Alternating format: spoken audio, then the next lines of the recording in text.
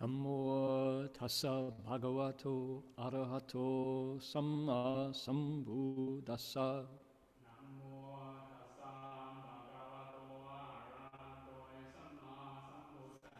Homage to the blessed, noble, and perfectly enlightened one.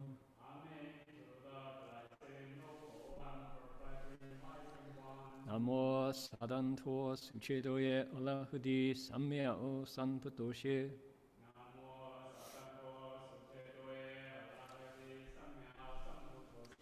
无上甚深微妙法，百千万劫难遭遇。我今见闻得受持，愿解如来真实义。Supreme and wondrous Dharma, subtle and profound, rarely is encountered, even in billions of eons. But now we see and hear it and accept it reverently. May we truly understand the Buddha's actual meaning. Venerable Master, Dharma friends, welcome to our Sutra lecture today. My name is Heng Chou. We're going to be looking into the Flower Garland Sutra, the Avatamsaka Sutra's chapter on the 10 stages, the Shridipin, which talks about Bodhisattvas and how they bring to perfection all that education, all the learning that a Bodhisattva needs to teach us effectively. So if that's what you came for, you're in the right place. Today is Sunday, July 18th here. July 18th, is that right? Today is the 18th here in Australia. It's Saturday night, July 17th, back in California, around the globe. We're going to get started by invoking spiritual presence the way we do. And here's our text. So let me take us back to the top. And when we return, we're going to be looking at page 94, down at the end of our journey through the 10 stages chapter. Here's what we're going to be chanting. We're going to do it in Chinese. That's what it means in English. And it's an invitation. It's a request. We hope that the ocean-wide Flower Garland Assembly of Buddhas and Bodhisattvas will come to our lecture site here and to lend their aid and their light. So here we go.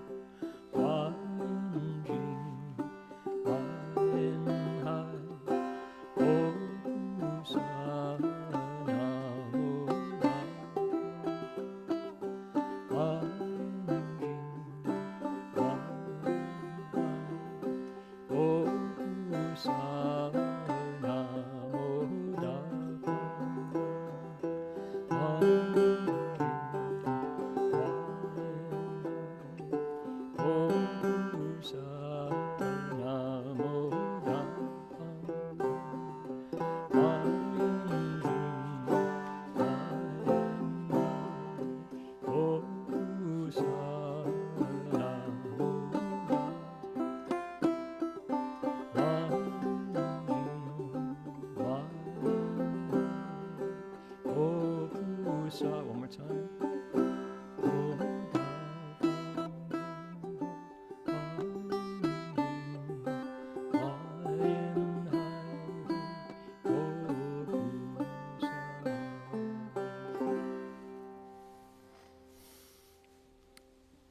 All right.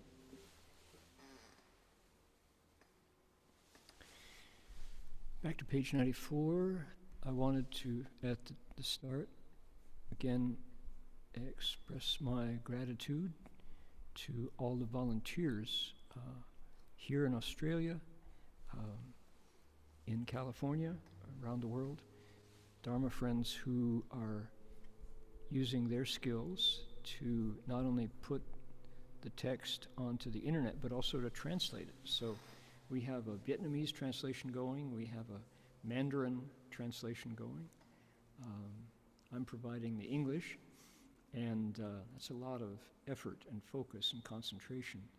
But the point of our effort, what we're about, the point of our project is to focus our attention on this compendium, this treasury, this storehouse of wisdom that is the Avatamsaka Sutra.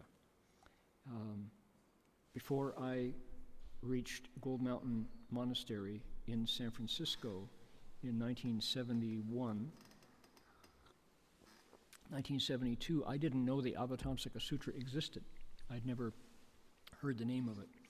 But because of Shang, Xuan, Xiahua, Lao He Shang, because of Master Hua saying, you all need to pay attention to this. This is something very important. And then he backed it up. He backed up his claim by explaining this text for 90 minutes every single night. And then on Saturdays twice, on Sundays twice. We got the point. This is important. This is something that needs our attention. Not only our attention, but it needs to be adapted into the language and the culture of the West. So, and then ideally around the world, right? So 9 years of Master Hua's life was devoted to daily interaction with the wisdom of this text. And yes, it is a scripture. Yes, it's a holy book, but it's like looking in a mirror. It's like opening a map when you need to get the right directions home. The mirror shows you your true face. It's like a blueprint when you want to find out where the plumbing under the ground is. Where are the wires, so you don't dig them up and short the wires out. When you want to find the leak in the pipe, and the blueprint shows you, that's what the Avatamsaka Sutra does, is it shows you, it's a blueprint of our lives. It's a map to our true mind. It's a mirror of our basic identity, beyond the faces, beyond the makeup and the expressions and the moods, and even beyond the aging, right? There's something in our reflection when we look into the Avatamsaka that doesn't get old and doesn't die. That's priceless, right? So that's what we're looking at. And every volunteer whose effort goes into this project, including mine, I'm trying to be a lens. I'm trying to keep the glass that is the sutras being focused through. I'm trying to keep it clean and as distortion-free as possible, so that through the voice that I contribute, people can find that I don't interfere with their exploration of the text. So that's worth doing. That's something that gets me out of bed every day. So let's do it. Let's get into it. We are okay. Last week we heard about offerings, and today we're on the quatrain, the verse that begins with 住于此地复为说. Right there. English is, when he abides on the stage, he's further told about. Okay? It's a verse, so we're going to give it a melody. Please join me if you care to. Here we go. 住于此地复为说，住于此地复为说，三世法界无碍之，三世法界无碍之，众生国度悉依然，众生国度悉依然，乃至一切佛功德，乃至一切佛功德。When he abides on this stage, he is further told about. When he abides on this stage, he is further told about unobstructed wisdom regarding the Dharma realms of past, present, and future. Unobstructed wisdom regarding the Dharma realms of past, present, and future. This is true as well for sentient beings and countries. This is true as well for sentient beings and countries, up to and including Buddha's merit and virtue. Up to and including Buddha's merit and virtue. That second line is a killer. More like keep going. Don't stop. Okay. So our Bodhisattva is at the very, very, very end of his reprise, the second go-round, in verse form of the instructions on what's called the 10th stage. It has a name. It's called the stage of the Dharma cloud, Fa Yun Di. And it's telling him how to progress to that 10th stage. It's telling us about that as a way to inspire us to perhaps aspire to become a 10th stage bodhisattva, and also to carry on to complete the 10th phase of this education that the Bodhisattva's been undertaking. And I'll show you. Take a look here. 1, 2, 3, 4, 5, 6, 7, 8, 9, 10, 11, 12 verses to go in the entire thing. And we've been at this for 6 years, 8 years. Almost done. So we're at the summary part. This is the conclusion. And our speaker, we have the main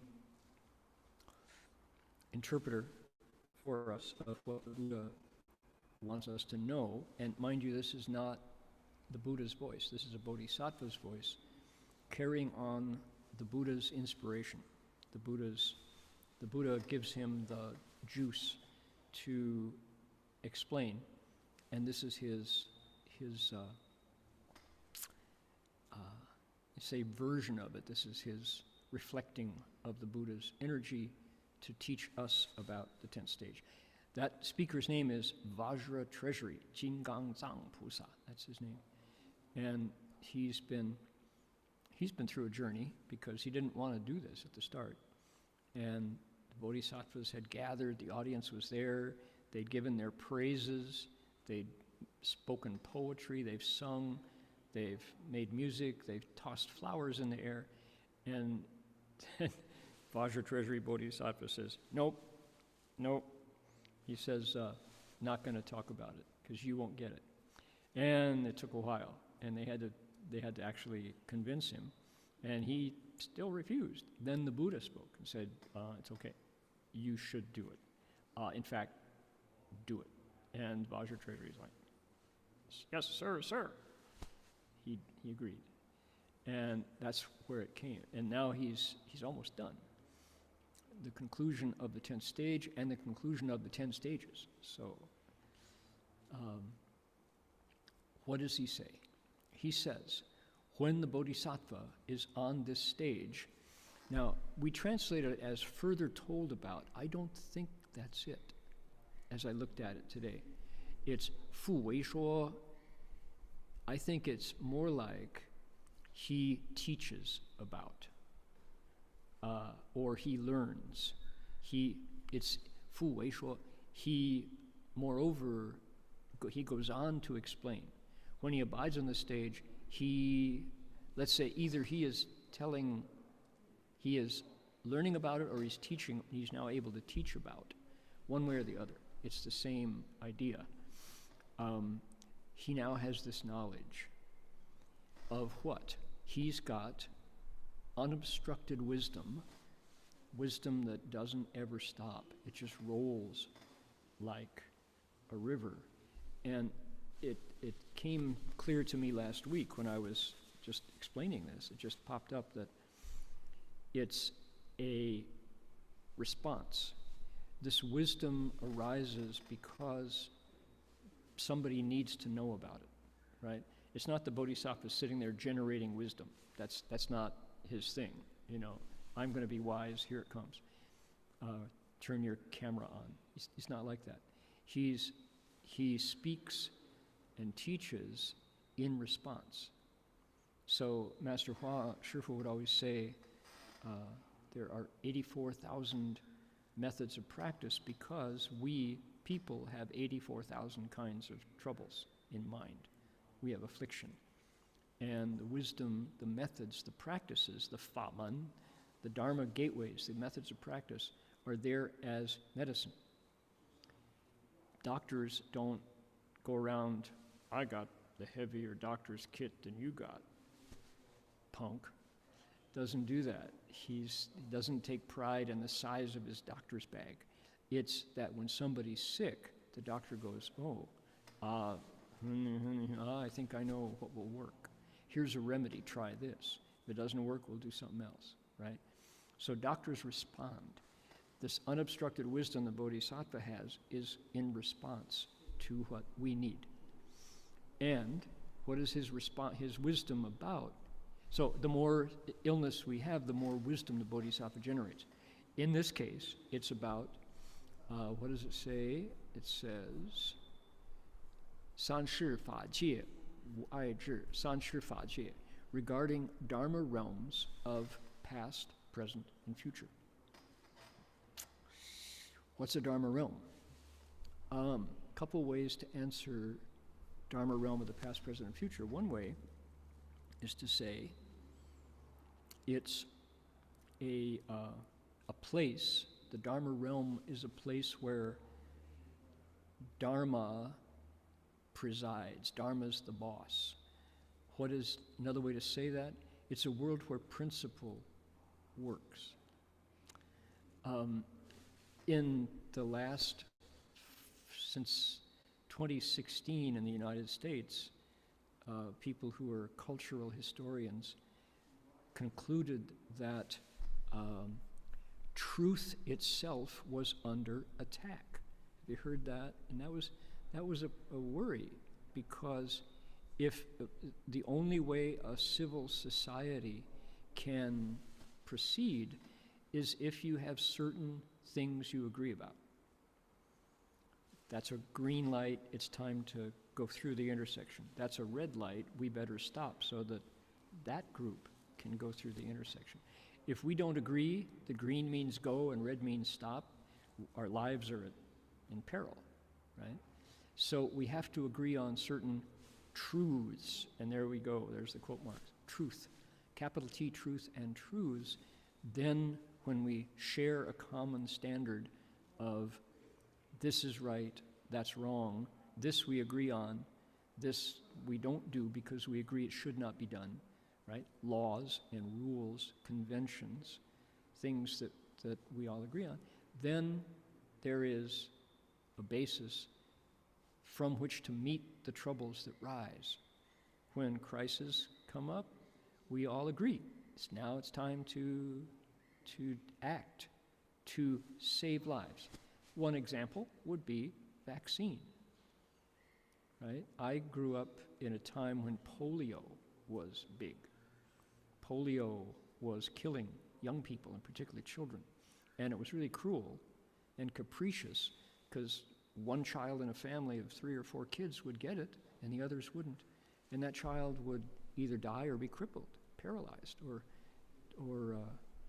immobile. And it was awful, horrible disease. And Dr. Jonas Salk came up with the Salk vaccine. And sure enough, if you got vaccinated, you didn't get polio. And oh my goodness, everybody, I was, what was it, first grade, maybe? We all lined up in the gym at the school, and the nurse gave us a sugar cube that she had squirted a dose of vaccine, and we took the sugar cube and drank some water.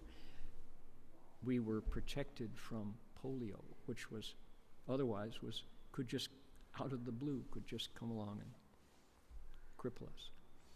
So it was no question that every parent wanted their child to be protected from a vicious disease, right? So Dr. Salk became a national hero and a global figure. So then I proceeded on. I remember the first time in 1969 when I left America and came to Asia, I remember getting my passport. There was a handout, a yellow booklet that showed what vaccinations you'd had. And I remember it was typhoid, typhus, TB, pneumonia.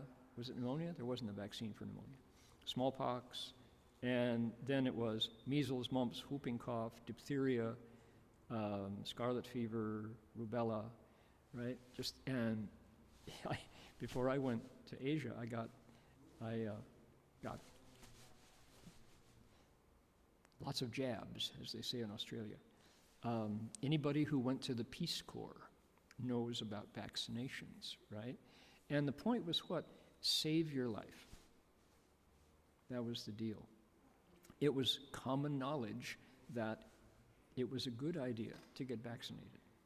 It was a really good idea because there was danger in remaining unvaccinated because there were things out there called diseases that would get into your body and make your life miserable or take it away, kill you, right?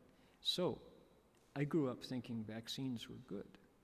And so I feel so grateful that here in Australia, I have already received 1 dose of AstraZeneca, and I don't care, they're all good. No need to go shopping for a better one because it's 96% effective instead of 92% effective. They're all good. And they came within a year, we got these vaccines. And that's miraculous, so fast. And we don't have to die when coronavirus, COVID-19 comes around. So that is a Dharma that appears in the Dharma realm.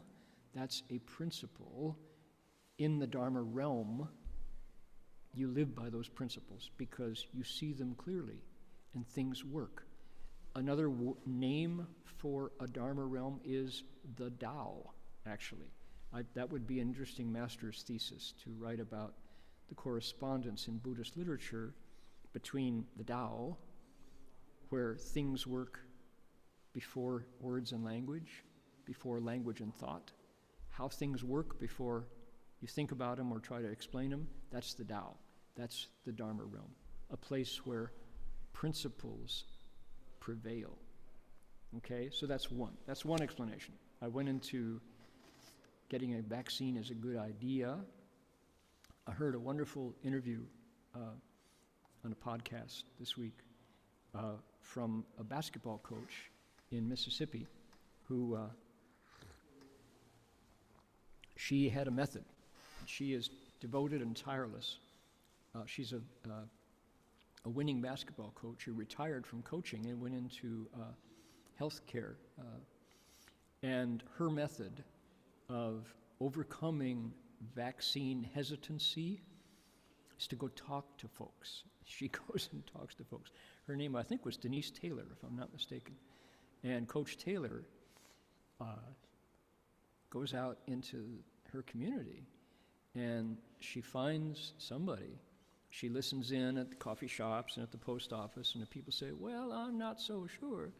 She sits them down. She goes up and says, have you been vaccinated? No. Well, and why not? Well, I'm just not so sure. She says, don't judge, don't be judgmental. Don't go into the space of that's right or that's wrong, but find out, listen carefully to the person's genuine fear, because it's fear and it's ignorance. Listen to the reasons and then talk to them.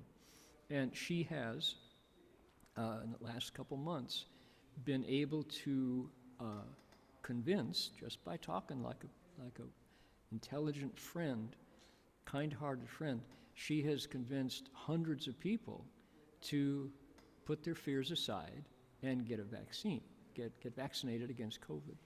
And she loves to talk to teachers and administrators and coaches and pastors, because each one of them goes on to talk to another 100 players on the team. The coaches talk to their players, the pastor talks to their parishioners, the administrators talk to their staff, right? And she has dedicated her life now to convincing people to put their fears aside and go ahead and get vaccinated. And she is saving lives. And it was wonderful to hear this interview with her. And she said, you know, down here, she said, where I'm working, she said, there's a lot of folks who actually can't read. Or they can read, but they don't read, because they're not in the habit of that. Their education doesn't permit them. And so you think that the Center for Disease Control's announcements are going to reach them? It's not. You have to go talk to them one by one. That's how you do it, she says. We're going to have a victory for vaccination, she said. So I thought it appropriate for me to use a few moments of my precious time to explain sutras to save some lives. If you are listening to today's broadcast, webcast, Sutra Talk, and you have somebody in your family, cousin, parent, distant relative, close relative, who just kind of blows it off, doesn't think about it, or is actually afraid, go listen to them. Ask them, first of all, did you get vaccinated? And then, why not? And listen to them, and give them the science, give them the facts. Say, don't do it for yourself, do it for me, do it for your family, so that you don't carry it to someone else without knowing. And she said, get these folks vaccinated. So here in Australia now, I've talked to 2 people today who've got their dates for vaccination. The vaccine is filtering its way down to us here in the Gold Coast. Some kind of what you call a slower rollout in Australia, but it's coming. And there's a whole choice of vaccines to use, and people are scared good because the problem is if we don't get everyone vaccinated, including the 1.8 billion people in Africa, where 1% of the population has been vaccinated, if we don't vaccinate everyone in the world, this virus will keep changing. It'll always be in the background, waiting to jump on someone. And all we have to do is let the doctors put their vaccine in our arms, so that this particular coronavirus, which is one of many, will not be able to kill us or our family and friends. But we're not safe until it's gone. Polio is not entirely gone, but it's pretty much gone. Smallpox is almost entirely gone because of vaccination, right? So we can defeat the disease. Why let the disease kill people if all it takes is getting your jab in the arm? So that's the Dharma realm, okay? Now, there's another way to describe san shi fa jie, where this Bodhisattva, 3 Dharma realms of the past, present, and future, about which this Bodhisattva has unobstructed wisdom, a wisdom that doesn't stop, just keeps responding. What are those? Those are Dam Papa. Master Hua, remember when Shifu came down one night, it was just after I'd arrived at Gold Mountain Monastery in 1973. He came down one night and said, I've got some brand new verses for you. And he announced the Shi Fa Jie Bu Li Yi Nian Xin Ji Song, the verses on how the 10 Dharma realms don't go beyond one thought of your mind. They're all contained within a single thought of the mind.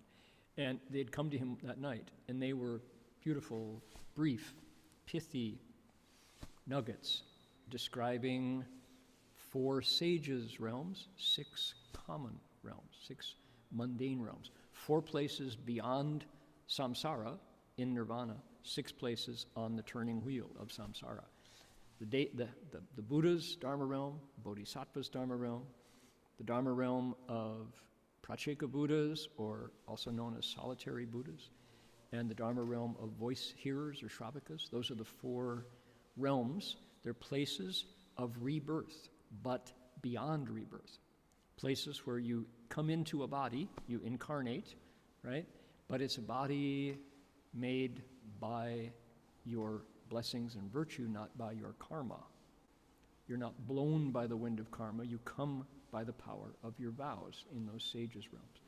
Then the 6 spoked turning wheel is the place where karma still blows us around. And they are the realm of gods or devas, the realm of humans, and the realm of asuras. Who's above? Is the asuras higher than humans, or the humans higher than asuras? Those are called the 3 wholesome rebirths. But then we have the rebirth, the Dharma realm of animals, the Dharma realm of ghosts, the Dharma realm of the hells. And yes, Buddhism talks about the hells as being real and functioning right this minute, no doubt, right? The hells don't take a vacation. So the realm of ghosts, we don't see ghosts on a daily basis, but some people do. Talk about haunted houses. Cartoons talk about Casper the Friendly Ghost, right? Older civilizations, like the Chinese civilization, has a very complicated, interesting relationship with ghosts.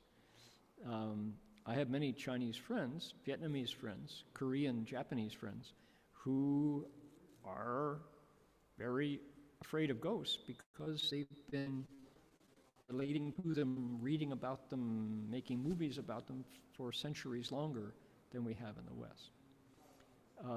In the West, we are kind of more pragmatic, more scientific, and disbelieving about things like that. And I asked Master Hua, I said, Shifu, how come Westerners don't believe in ghosts? He said, Haizao. He said, it's still early, meaning we don't have enough experience to appreciate the reality of ghosts. Oops, okay. I remember one of my very first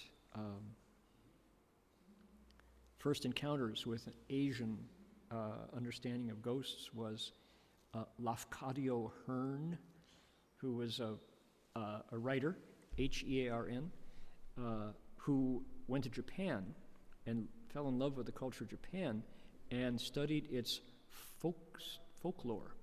And he translated lots of Japanese ghost stories, Lafcadio Hearn. And those Japanese ghost stories were just so scary. And you go, ha ha ha, what an imagination. You think, well, right? So, the realm of ghosts, indeed. The other Dharma realm that humans interact with on a daily basis is the realm of animals. So, hells we don't see. Ghosts, sometimes. We don't like it. We're scared of ghosts, unless you're Walt Disney. And you make them cute, right? The realm of animals we see, we interact with on a daily basis. And it's a Dharma realm, meaning it's a place where we can go, my consciousness, the thing that is invisible inside me, can leave this human body and travel to an animal's body, or a ghost's body, or the hells.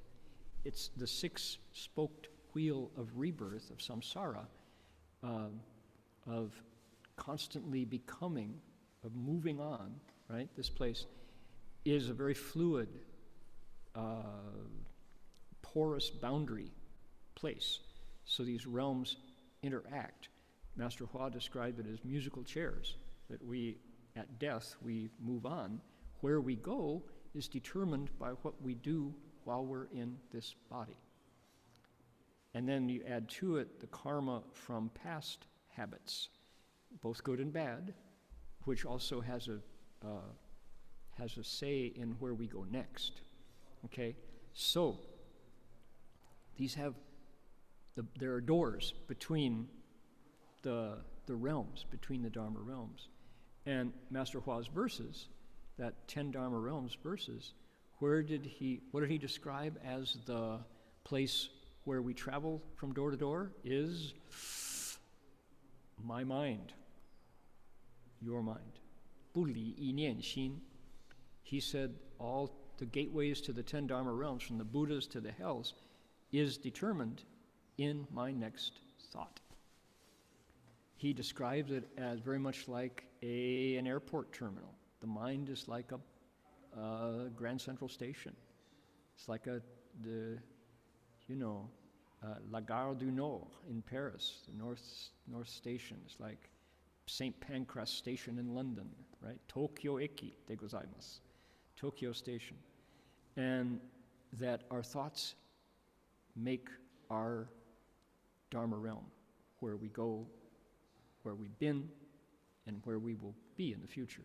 Where we are right now, where we've been, and where we go. That's the 3 periods of time. And for illustration, you've heard my voice rattling on now. I want to share with you.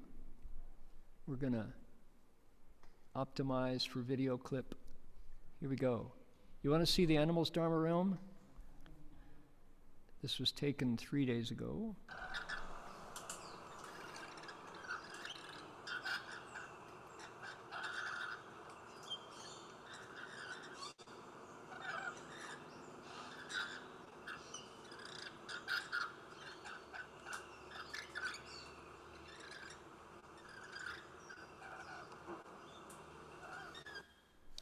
They are so alive. These are rainbow lorikeets. And they're nom-nom-nom-nom-nomming lorikeet mix, which is kind of a cereal that I mix up with hot water. And you can see they're just so involved in being lorikeets, and their primary job, it seems, is to eat and fight. That's what they do, is they eat and fight. And they're fearless. Sometimes I think lorikeets are more on the Ashura Dharma realm than they are they are very much birds, right? But they are fighters, and they don't allow anybody else to get to the food when they show up on the scene, including birds 10, 20 times bigger than they are. They will flap their wings and hunch up their backs and stare at them. They're just fearsome, but lovable at the same time. So they're alive, right? And let's see here. We got another one. Take a look here. The Dharma realm of animals.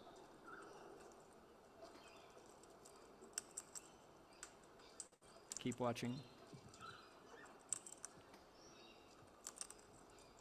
Wait for it. There he is.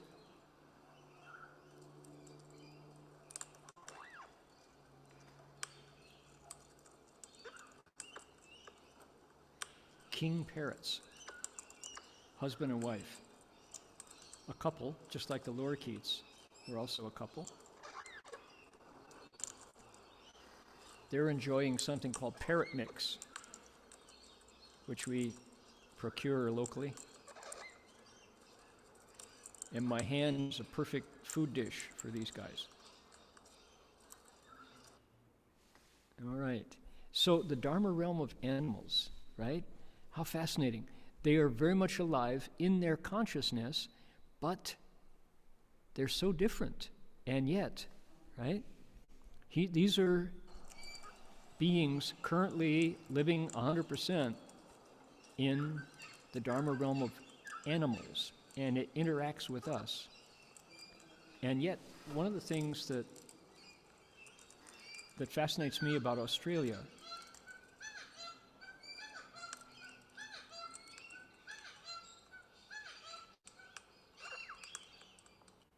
is to realize that Australia has the lowest population density of any major nation. Although we've got the land mass similar to the United States, we have a population similar to that of Taiwan, right? 23 million, more or less. And so, very small population. What that means is more space around each person. And how that shakes down is to say that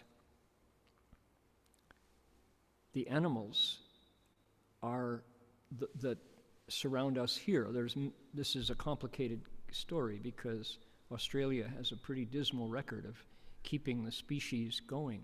But the species, these birds that we're looking at, they live today very much the way they've lived forever. Unchanged, unimpacted, not impacted by human behavior. So we're seeing a pure case of the Dharma realm of animals. One more before we get right back to the sutra. Check out this character.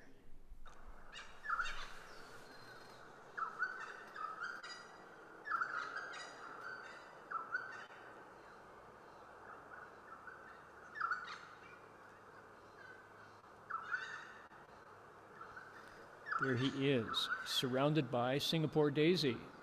Richard? So this is, you can see he's enjoying Singapore Daisy down by our cabin, and he's a golden swamp wallaby, which are unique to our part of southeastern Queensland and Stradbroke Island, which is not far away. So how amazing, those are animals in the Dharma realm. And it's happening parallel to our human Dharma realm. If I want to communicate to those birds and animals, marsupials, food is the way to do it. I can't talk to them, I can appreciate their chirps, but you can't get very close to wallabies. They're afraid of humans, good.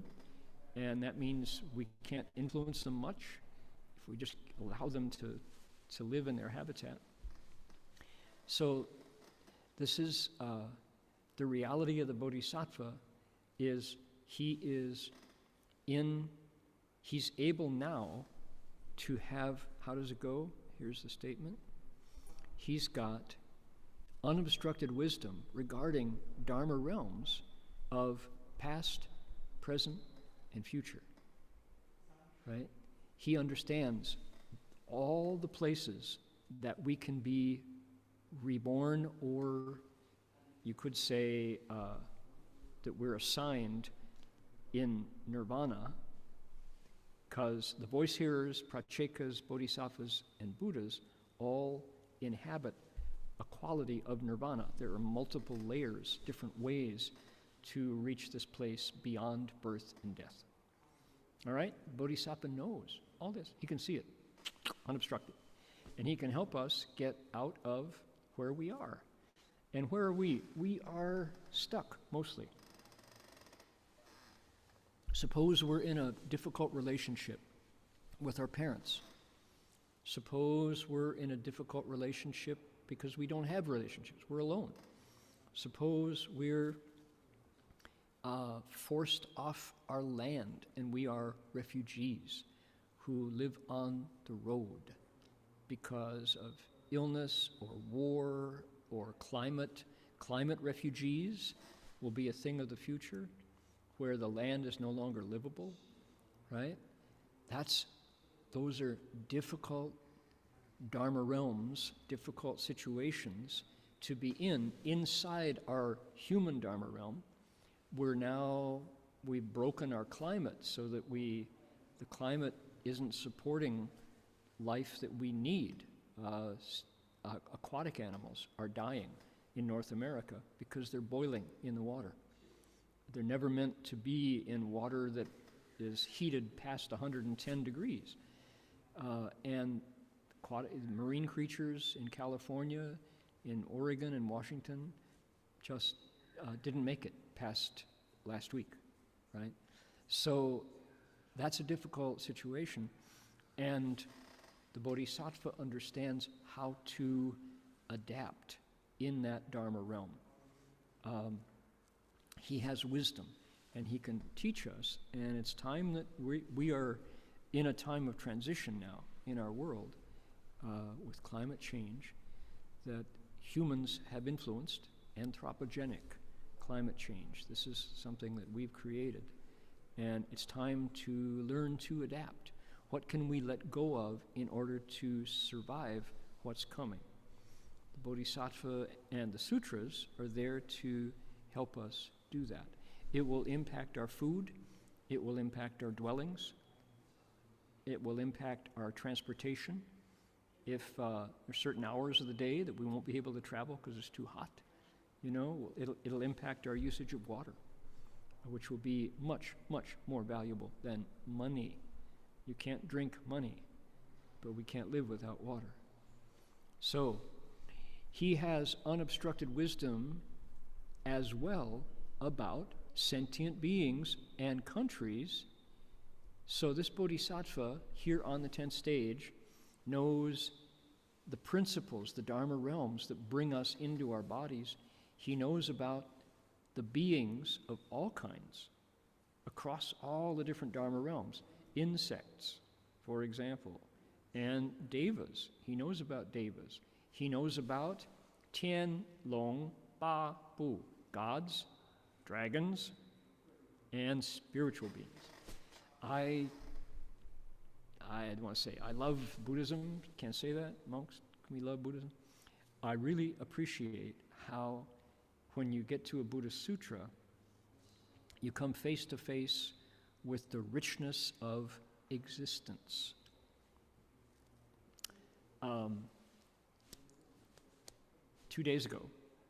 Yesterday morning, in fact, explaining the Lotus Sutra, the Universal Gateway, the Pumanpin, the Lotus Sutra chapter on Guanyin Bodhisattva's Universal Gateway. And oh my, Guanyin Bodhisattva is a really, really good communicator. Guanyin can communicate with all kinds of beings in a way that we can hear, in a way that we accept, because she can shift, she can code switch so thoroughly, shift shapes, she's a shapeshifter. She can appear in different bodies with different languages, different IDs, right? Different food preferences, in a way that we accept. And she'll talk to us, and then we agree. We go along with her. That's what Guanyin can do. So we've been going through this list of 32 transformations, and the last one, there were two that we did. One was Tian Long Ye Cha Zhou Pan Cha Mohalot, let's see, Tian Long Ye Cha Zhou Pan Cha, gods, dragons, yakshas, Jian No Lo, Jia Lo Lo, Jin No Lo. Okay, I got to do it in English. I got to do it in English Sanskrit. So gods, dragons, yakshas, garudas, kinnaras, mahoragas, humans and non-humans, and the rest. Did I get all six? Tian Long Ye Cha. I have to dig it out. Spiritual beings. And what I like about Buddhism is it gives them to us without coverings on our eyes based on dogma. There's no jiao tiao, right? There aren't any religious prohibitions against taking a good look at deeper reality.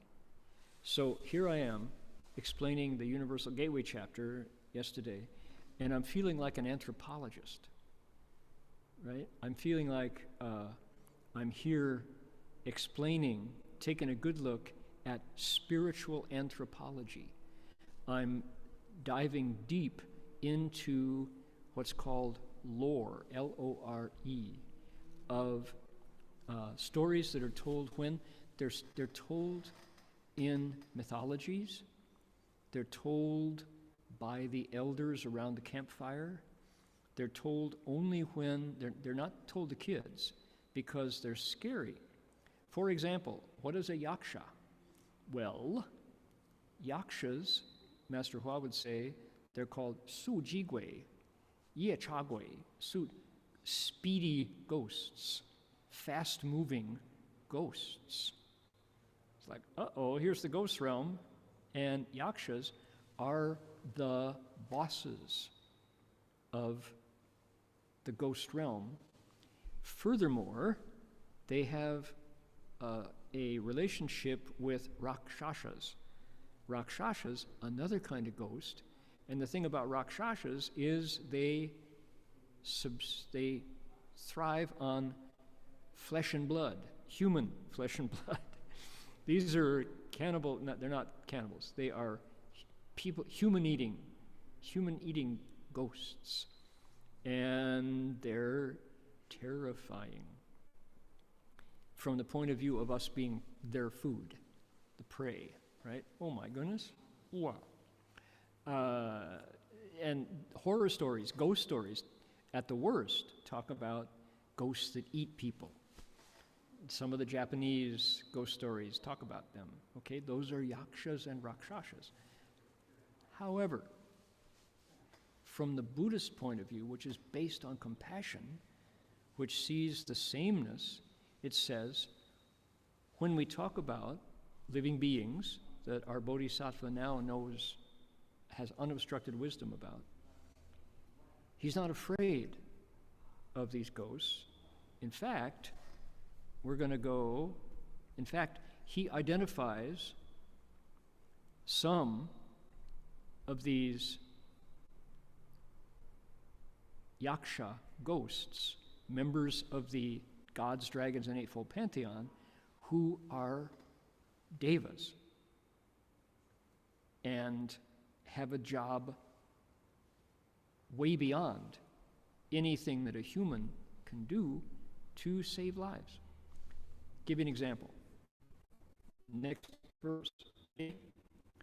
此地菩萨之光明，此地菩萨之光明，能使众生正法路，能使众生正法路，自在天光处世安，自在天光处世安，此光灭暗亦如是，此光灭暗亦如是。The light of the wisdom of this Bodhisattva, the light of the wisdom of this Bodhisattva, can show sentient beings the proper path of Dharma, can show sentient beings the proper path of Dharma, as the God of sovereignty's light dispels the world's darkness, as the God of sovereignty's light dispels the world's darkness. How his radiance dispels darkness is the same. How his radiance dispels darkness is the same. Here we go. This Bodhisattva has wisdom light, 智光. And the wisdom light of this Bodhisattva shows us the right way to practice, to get out of our troubles. Shows you how to meditate, shows you how to recite, shows you how to eat, shows you how to avoid things that you don't want to put in your body, right? Shows you how to live, shows you how to relate to your family, to your friends, shows you how to relate to people in your family who have just recently passed on. How to deal with the deceased. Bodhisattva says, yes, there is a right road to walk, the proper path, right? Right road. We could also translate that as the right road. And, okay, lines 3 and 4, what does it say? There's a God in heaven called sovereignty. It's called 自在天. In fact, he is called 大自在天 Maheśvara. And one of the things about this God is this God lights up the world, dispelling the world's darkness. You know what? Our Bodhisattva does the same. That's what it says. Our Bodhisattva can shine on the world the way Maheśvara shines on the world. All right. What? What's this about? Here's our sutra. You're looking at the Avatamsaka Sutra, man. The Avatamsaka Sutra, the華嚴經, takes us into the heavens, takes us to the Bodhisattva's realm, takes us into the hells, all the Dharma realms, and says, this is how it is. You want to hear about the gods in heaven? Here you go. You want to hear about how the Bodhisattva appears as needed? Well, we learned when we were studying the prose part, the earlier part of the text, that the 10th stage Bodhisattva appears most often as Maheśvara, as Dazi Dai Tian. Okay, who is Maheśvara? Wow. We discover that Maheśvara has a lot of stories, a lot of lore about him, not only in Buddhism, but also in the cluster of religions gathered, what's called roughly Hinduism. Maheśvara travels between the desire realm and the form realm. He's not in the desire realm, he's above it, but he's not entirely in the form realm either. But he goes back and forth, and I've got some fascinating stories that I found about Maheśvara.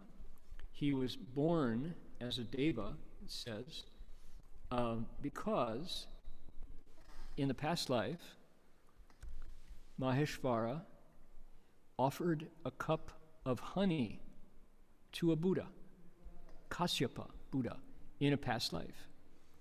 And the merit and virtue of making that offering of a cup of honey brought him back as a deva, Brahma Sahampati. There's a sutra called the Karanda Vyuha. It says that Maheśvara was born from the brows of Guanyin Pusa. This is the first I'd heard of that, the Karanda Vyuha Sutra. And there's more stories about Dazi Dai Tian that says he is on the lookout for good people to help,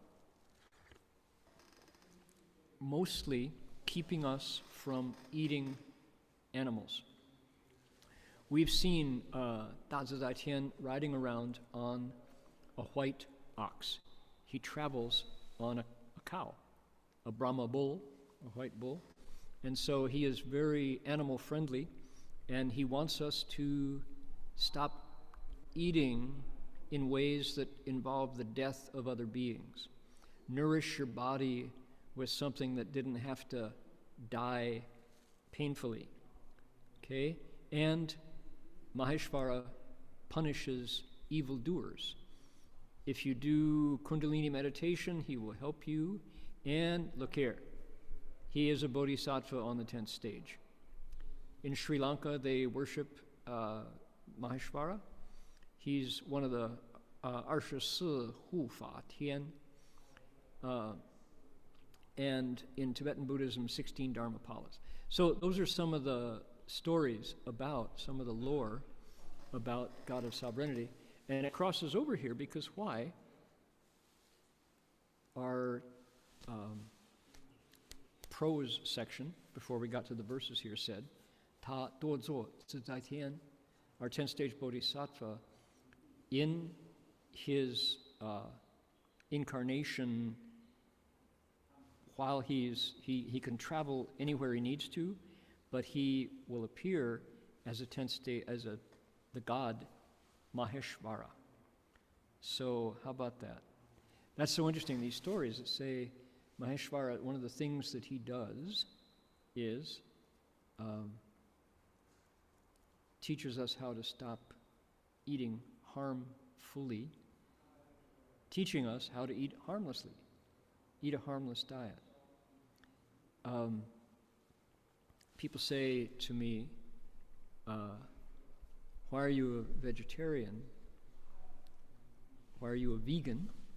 And I say, if I can nourish my body in a way that is harmless, that doesn't harm any other living being, I'm happy to do that. I would rather do that. And you saw those incredibly colorful, beautiful birds and that orange, golden wallaby with a Singapore daisy sticking out of his mouth.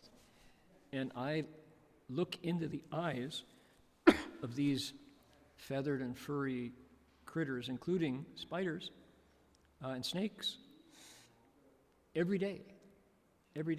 And they look back at me.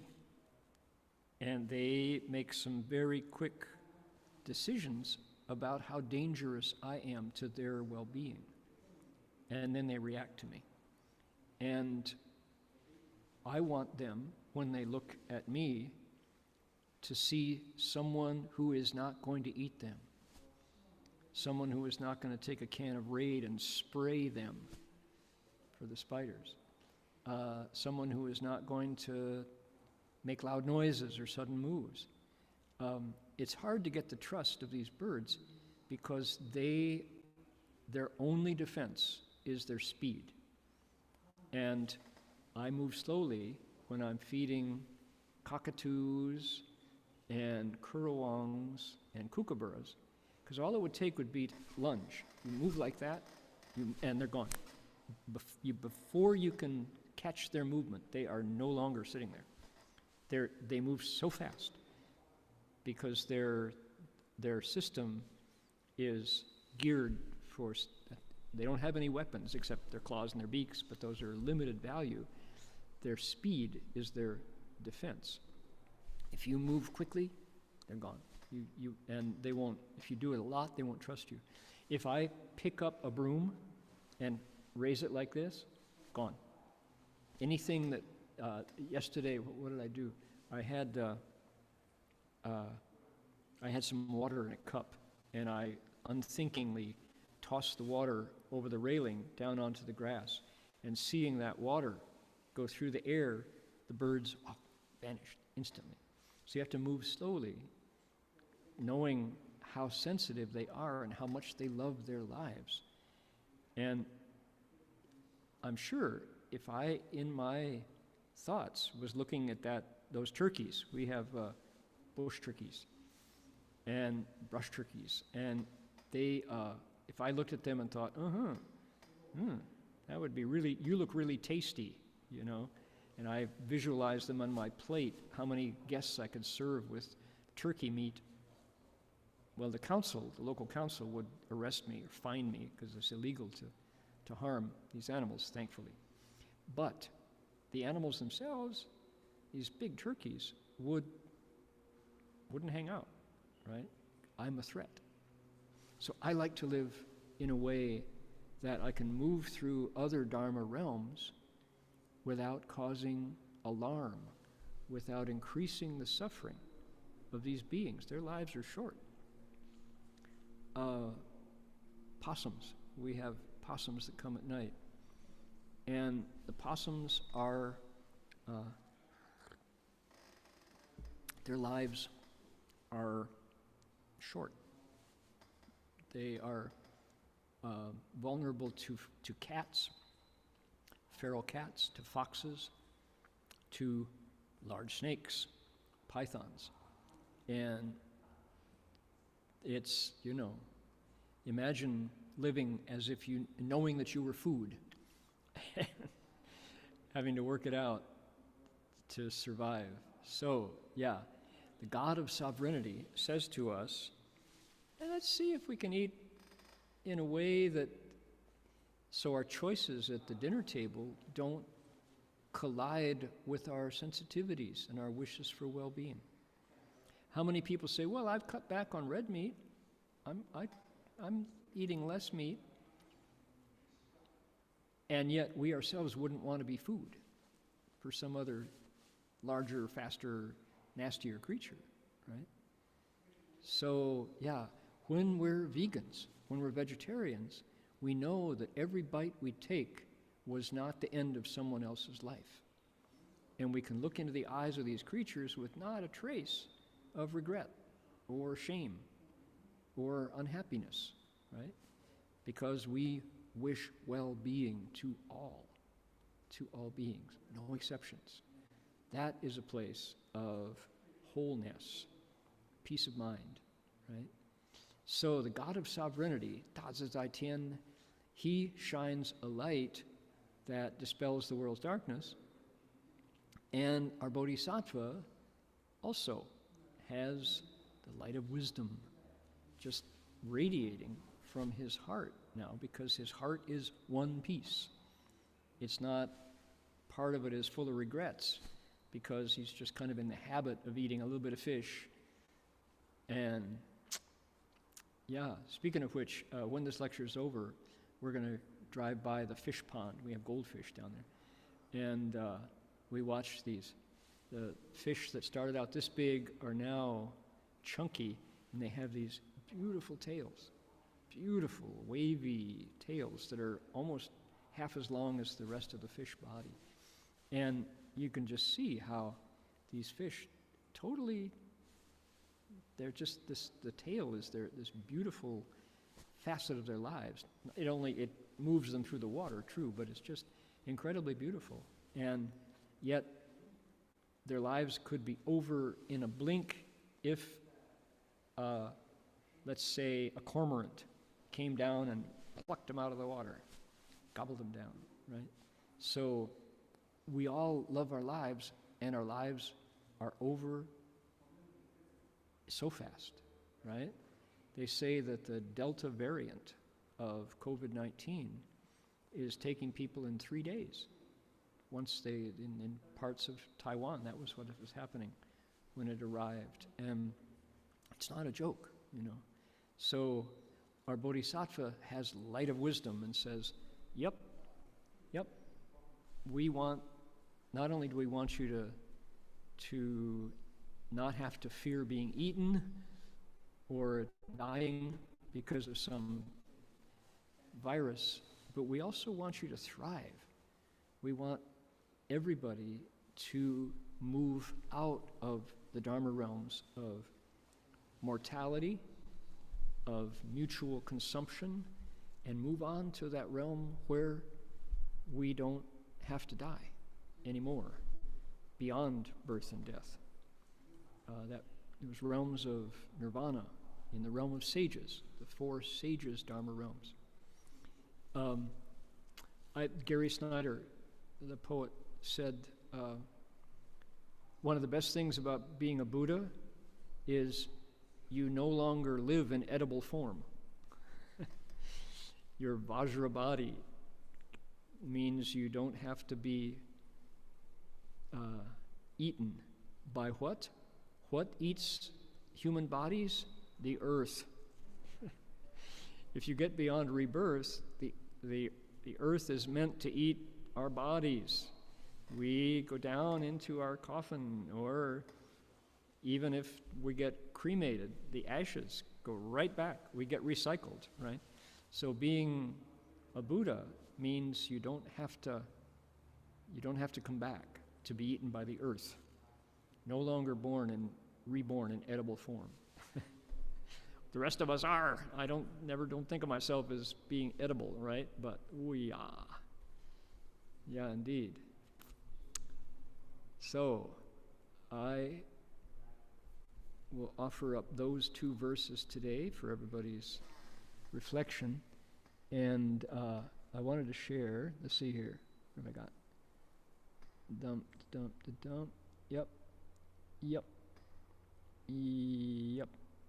Okay, there we go. I wanted to bring up a story here. This is from a letter that a colleague of mine, Professor Verhoeven, wrote. It was 114 was what I was looking for.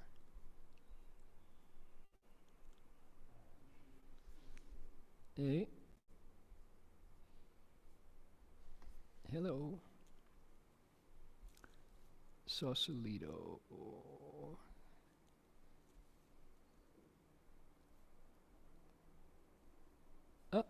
Sorry here. Gonna scroll a little bit.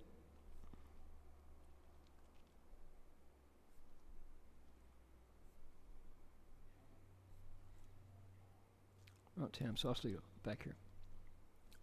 Yeah, here it is. This is written by Heng Chou. And Heng Chou had just had a meditation, and he woke up and said, I'm different in the morning. And there he is.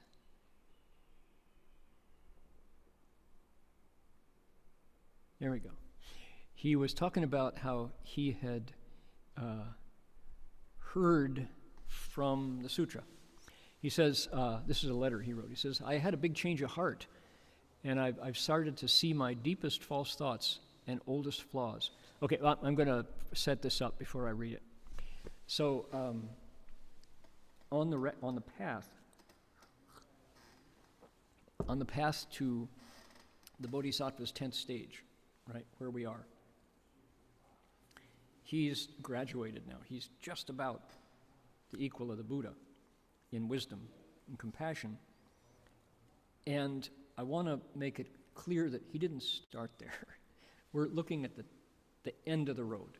We're looking at success. This is the 10th stage is a success story.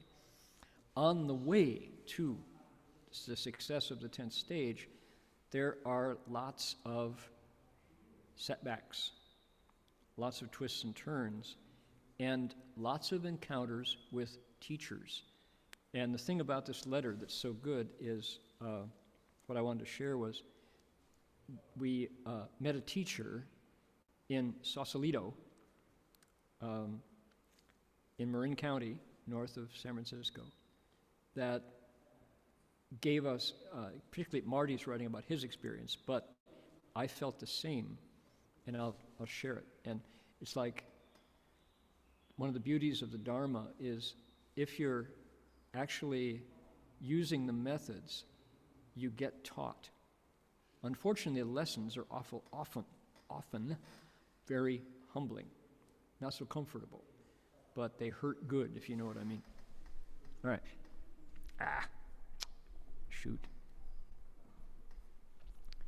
Daly City, sorry, gotta scroll back here. No, scrolling is not so much fun. Here we go.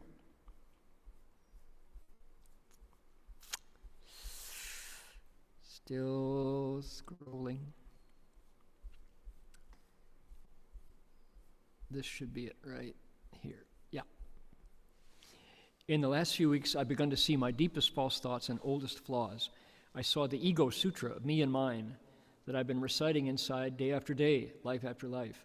Call it the Emperor's Sutra. This is Marty writing, Heng Chou. All month bits and pieces of this truth have been coming to me. When I stopped talking and began reading nothing but the Avatamsaka, the light increased. The Avatamsaka opened up and came alive, and so did my old sickness, my mind for being number one. Then, last night, right at the last bow of the day, everything stood still. And in that space of stopping, I saw myself like never before. I saw the heart of my false mind, unfiltered and clear through. It wasn't pretty. I saw how I'm always looking to be number one, how I'm always looking for others' faults and shortcomings so that I can feel I'm number one, always competing, contending, jealous, and obstructive. Thought after thought, like beads of a necklace, are strung together by how great I am. I alone am number one. It was like the whole world was silent, and the only sound was the sound of my little mad mind reciting the Emperor's Sutra. It was as loud as thunder. There it was, just hanging in empty space. It was just a small ball of bad noise, like a small child wailing in the void. I wanted to cry for shame. It was so ugly and unkind. how small and selfish, my little song for myself that was running my life. I sat down to meditate in an empty lot next to a big Howard Johnson's motor lodge. I thought, okay, so now you know. Now you see what a crummy person you are. Now you know your sutra. What are you going to do about it? Change. I knew I could change. My heart was truly sick of being so arrogant and self-inflated. How? I didn't have to think. I knew. Just single-mindedly concentrate with no other thoughts until all the false thoughts are crossed over to wholesome thoughts. Hold precepts purely and return the light. Walk the way of nowhere dwelling and don't neglect it for an instant. Don't allow yourself to follow after one thought for self. Don't schlep through the garbage of name and fame and the 5 desires anymore. Be a wuxin daoren, a person of the way with no mind, by bowing with a single heart. Let it all go. Okay, scrolling down. A few days later, the master stopped by with Dharma Master Heng Lai and some lay people on their way to the city of 10,000 Buddhas. It was the day before Guan Yin's birthday. I told the master, Shifu, I've been really seeing my false thoughts and flaws these last few weeks. I'm really ashamed. Shifu, so you've had a change of heart, eh? The master turned to the lay people. This is Guo Wu's sister. Do you recognize her? Do you recognize Guo Wu? Surely you recognize them. Do you recognize him? Do you recognize me? Do you recognize yourself? I was speechless. Master Hua said, so, you've had a lot of false thoughts? Me, lots of them, so many. Shifu, that's for sure. You've been emperor for so many eons since beginningless time. It's for certain you would have false thoughts. Well, if you recognize your faults, you can change them. The master's tone was encouraging and positive, and then he spoke this verse. 自性众生是缘度，自性烦恼是缘断，自性法门是缘学，自性佛道是缘成. The beings of my self-nature are boundless. I'm going to take them across anyway. The afflictions of my self-nature are limitless. I'm going to cut them all off anyway. The Dharma doors of my self-nature are numberless, but I'm going to learn them anyway. The Buddha way of my self-nature is unsurpassed, and I'm going to accomplish it. Right? He said, do you understand? Ni dong ma? And I said, yes, Shifu. The words went right to my heart and hit the empty spot. Tears of understanding welled up in my mind. All right. Now, the story, there's a little bit more here. The next morning, while bowing, the master's words came back to me and began to grow in my heart. It was as if my teacher was saying, do you recognize that all is one? We all share the original true suchness nature. Within it, there's not a single dharma that can be obtained, much less is there a self or an emperor. Do you see now? There is no you, there is no me, no self, no others. Do you recognize the self-nature? My body shook, and I got a run of shivers up and down my spine. In a small way, I was beginning to understand. Finally, these verses from the Avatamsaka Sutra that I've been puzzling over for weeks, untangled. There's a long verse here. We'll just do the last. He vows that all beings skillfully enter the level equality of all dharmas and understand the Dharma realm and the self-nature are not two. Pusa fa yuan, 一切众生入一切诸法不二平等不二法门深深了解法界自性不二. Understand the Dharma nature and the Dharma realm are not, and the self-nature are not two, right? So this is connecting to our lecture today. So anyway, he concludes by saying, here's $120 enclosed from a man who came up and said, I want to support your work. He emptied his pockets and he said, thank you, and left. All right. So what's this? This is a letter written to our teacher, and both Marty, Heng Chou, and I confessed that when we wrote to Shifu, we cleaned up the experience.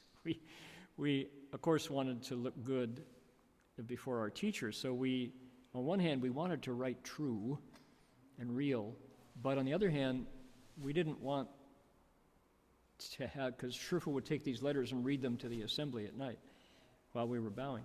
We wanted it to be a good story, right? So occasionally things got left out. And what I wanted to share was a very wonderful moment from that encounter where Shifu had come to see us. Marty was saying, Shifu, I've had a change of heart. I'm beginning to recognize myself. And Master Hua said, oh, 你真的认识你自己吗? 你认识我吗? Do you recognize me? Do you recognize yourself? And Marty said, yeah, I've had a real change of heart, Shifu. Shifu said, very good, very good. Marty said, I don't want to be the emperor anymore. Oh, that's really good, as long as you can recognize yourself, said Master Hua. And I was translating, because I was, Marty didn't speak Chinese, and this was the only time that I could speak, was when I was talking to Master Hua. So we both, Marty and I, had little skull caps. We had these, knit caps that we would keep our heads warm. And Marty, emperors have crowns, right? So Marty was always very careful about his hat. And he'd been bowing, and he was kneeling in front of Shifu, telling him about his change of heart. So Shifu, as he was encouraging Marty, picked up Marty's blue wool skull cap and dropped it on the ground. And kind of didn't pay attention to it. He was looking at Marty, dropped it on the ground. And then he took his foot with his arhat shoes, his yellow arhat shoes, and started to grind the hat into the ground like this, back and forth. And Marty was going, yeah, Shifu, I've really, I'm feeling different about myself. Shifu, that's my hat. That's my hat, Shifu. Shifu was like, yeah, you've had a change of heart, that's good. You really want to learn to grinding his hat into the ground. And Marty said, Shifu, my hat? Oh, your hat. Okay, here you are. He said, keep working. I hope you can recognize yourself really well. So it was wonderful to see, even as Shifu was encouraging him, he was also acknowledging that there was more work to be done. So how wonderful to have a teacher who can see past our attachments. And he, in his teaching of Marty, he never once had to raise his voice. Marty was a really good student and got the gist immediately. When Shifu taught me, I got scolded at top volume. And Shifu would say, 脸皮厚厚. I have really thick skin, so he had to teach me with volume. Marty, there was that kind of horse that only needs to see the shadow of the whip and he will change. I had to have the whip applied. So somebody sent photos of 3 steps, 1 bow at lunch. Here we are. This was taken not long after that encounter. We've got our handbell, and we're about to, somebody has brought some food out, and you got a tarp. This is a tarp, right, Sam? This is the movable tarp like yesterday. Let's see here. This is me making an offering to one of the Dharma Realms. The Dharma Realm of the Peng bird is a ghost. 大鹏金翅鸟, one of the 天龙八部. It's actually not a ghost, it's an animal. This is the roc, R-O-C, the golden wing Peng bird. And to the ghosts and spirits, we made an offering every day before we ate and recited. You can see this, the Pacific Ocean out there. And this is our car. That's our 1957 Plymouth station wagon that saved our lives so many times. Let's see if this is... Yeah, so after we said the right verses, we put the food on the top of the car. These are our water jugs. That's what this is during the time of the Great Drought, 1976, 77. And all the water that we use to bathe in, to brush our teeth in, to drink, to cook with is in these jugs. So there's Marty looking like he's finally recognized himself, right? So, yeah. Hard to shave in cold water with there we go. That's making the offering. It's a pung bird.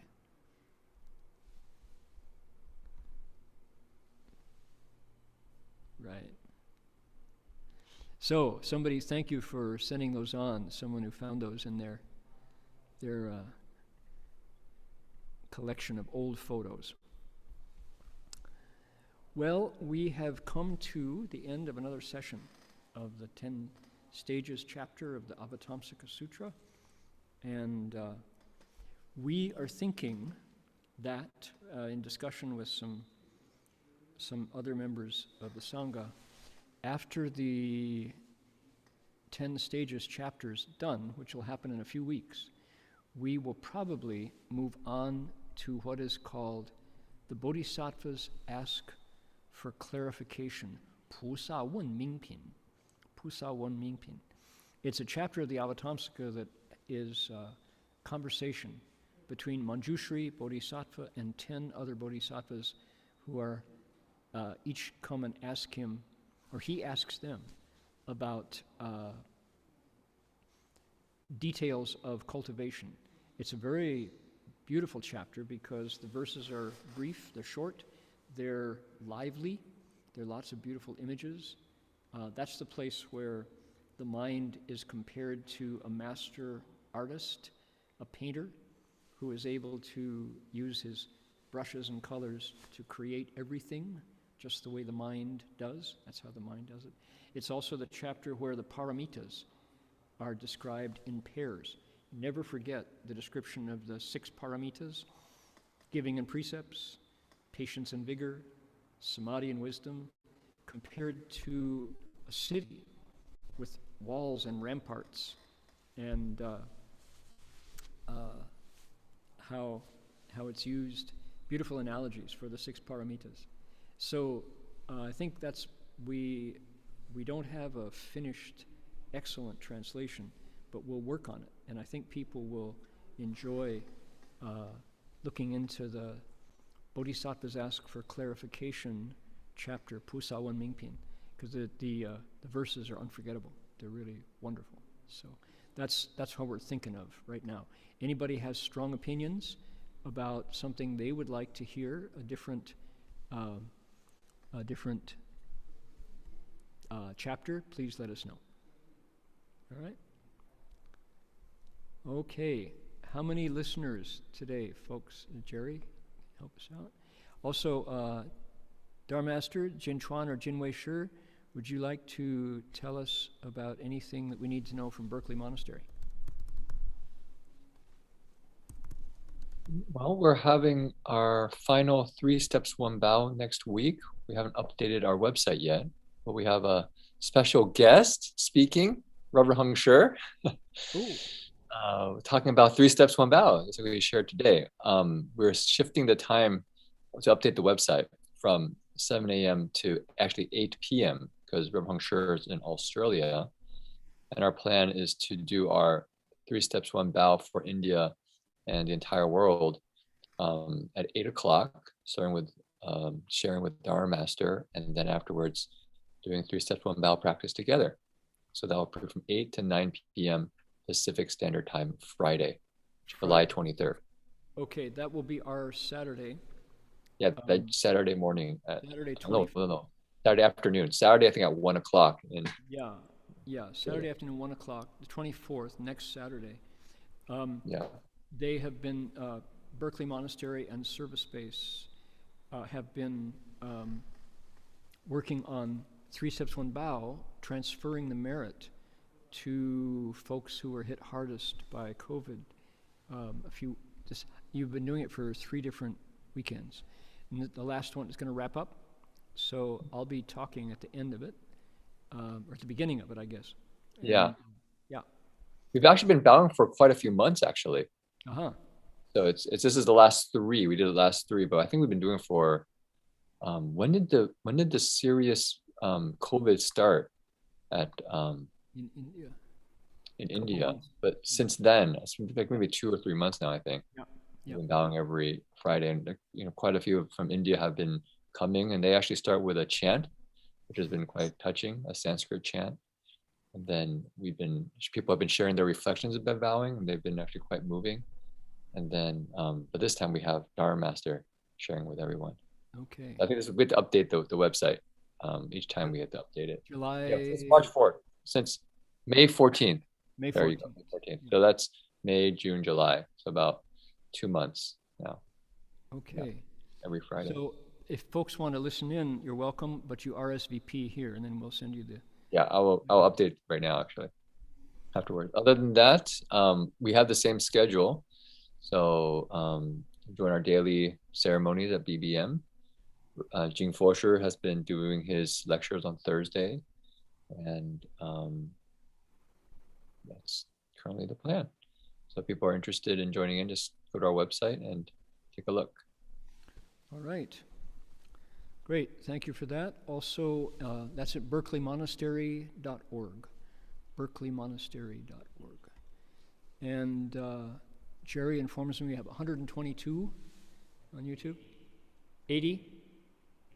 80 on the Chinese side. Great. 200 folks. Lovely.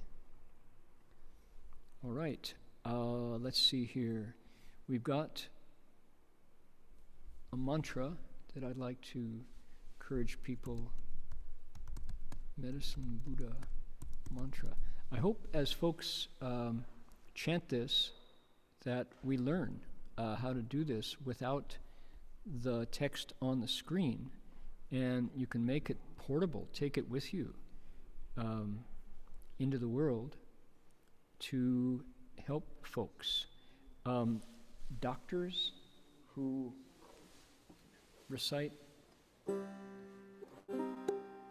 Medicine Buddha mantra find its power quickly because they're involved in the healing as they go. And I've heard that from a number of doctors who say that once they learned the Medicine Buddha mantra, things were different with their patients, they said. Subtly, but in a real way. So maybe as subtle as spiritual healing, right? How subtle is the power of prayer? Same thing, same place. So let's make that a lowercase n. There we go. Oh. There we go.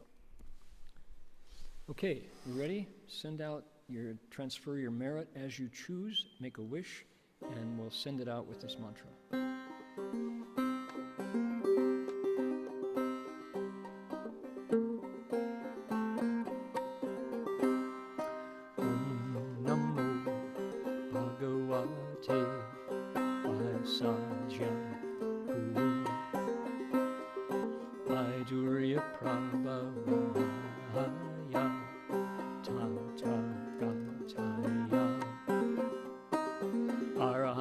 Samyak Sambuddhaya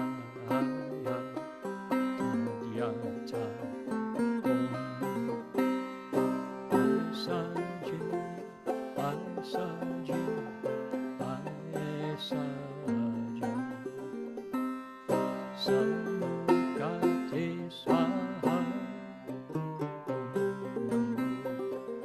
Bhagavate Aisaja Durya Pramarajaya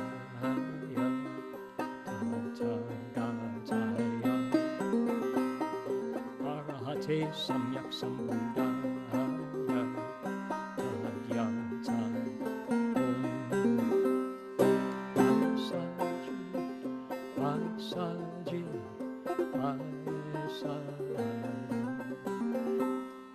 Samukate Swaha Bhagavate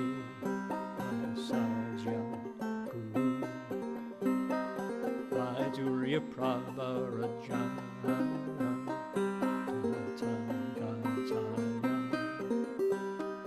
Arahate Samyak Sambuddhaya Adhyata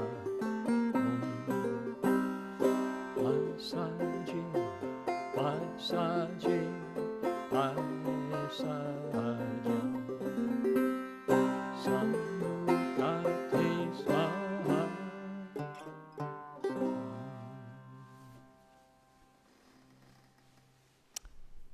Alrighty.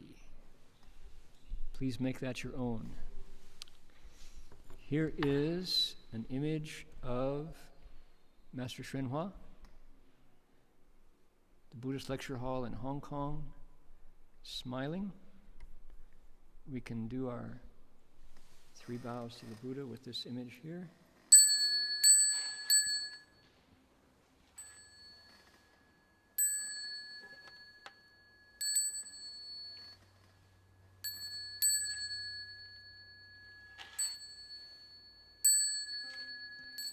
Bow in respect to the Venerable Master.